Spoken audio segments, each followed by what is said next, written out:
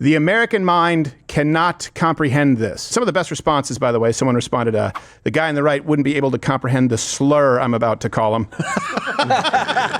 Someone said, That's a language barrier. Someone said, yeah, we can, meaning comprehend it. It's called zero GDP growth. And then someone said, this is literally half of Cincinnati, Ohio.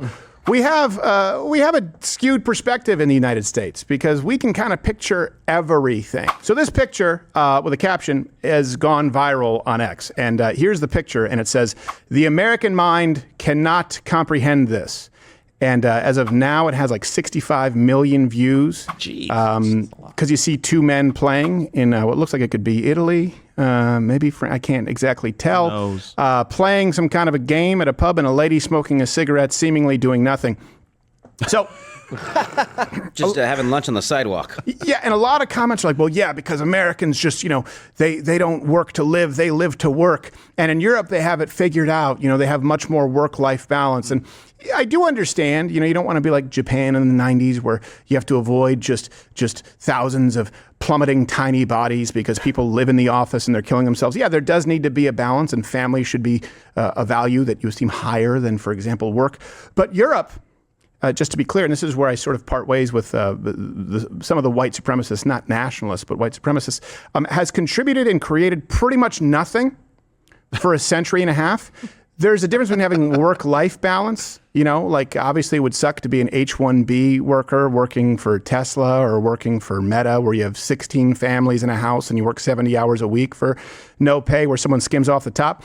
That's not what we want. We also don't want to be a society where we effectively do nothing ever. So let me give you some stats on this as to why the United States is a better country than Europe.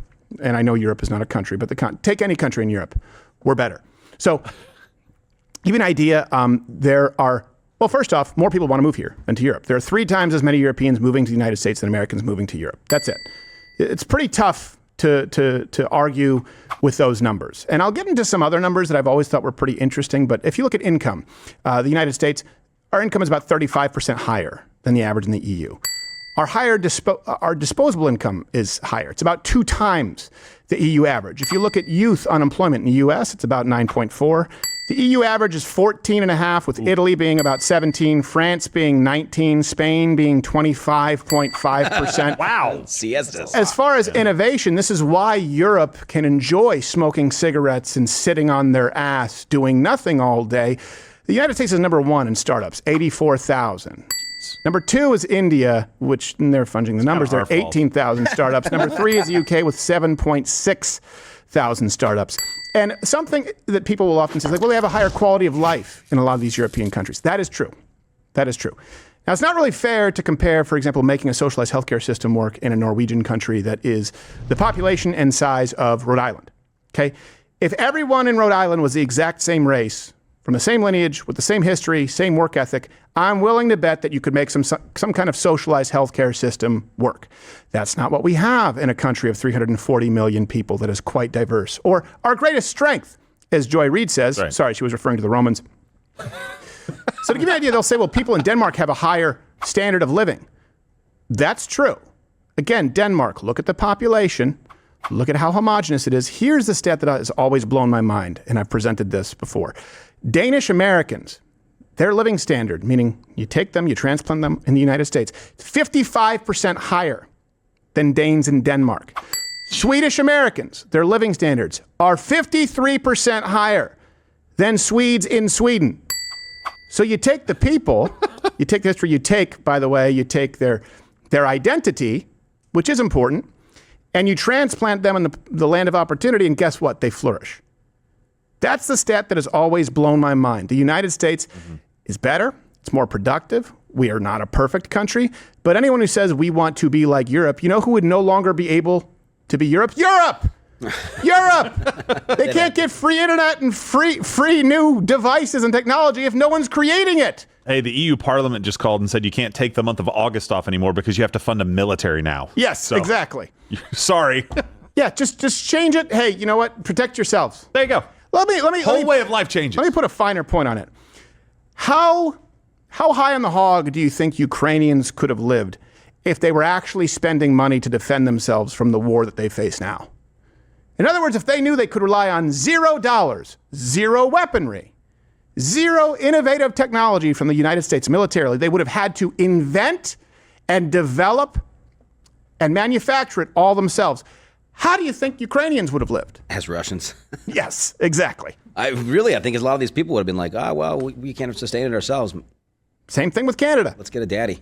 It's really quite clear. Some of the best responses, by the way, someone responded, the guy on the right wouldn't be able to comprehend the slur I'm about to call him. Someone said, That's a yeah. language barrier. Someone said, yeah, we can, meaning comprehend it. It's called zero GDP growth. And then someone said, this is literally half of Cincinnati, Ohio. We have a skewed perspective in the United States because we can kind of picture everything because we've experienced everything compared to people from the rest of the world. And you see this quite a bit on Twitter. You know, for example, this is part of a trend based on another Twitter post that went viral last year regarding something Indians couldn't comprehend. Yeah. Oh, Clean functioning bathroom. I don't know. I don't know. Why are there A third of Indians crap wherever it falls, by the way. It doesn't smell in here. How am I going to find the bathroom? Animals use the corner. wait, is that real? A third? Yes. What? It's about a third. Are you serious? It's about a third of all people in India just crap wherever. It's crazy. It's like the amount. I saw this video where they broke down the amount of people globally who crap outside.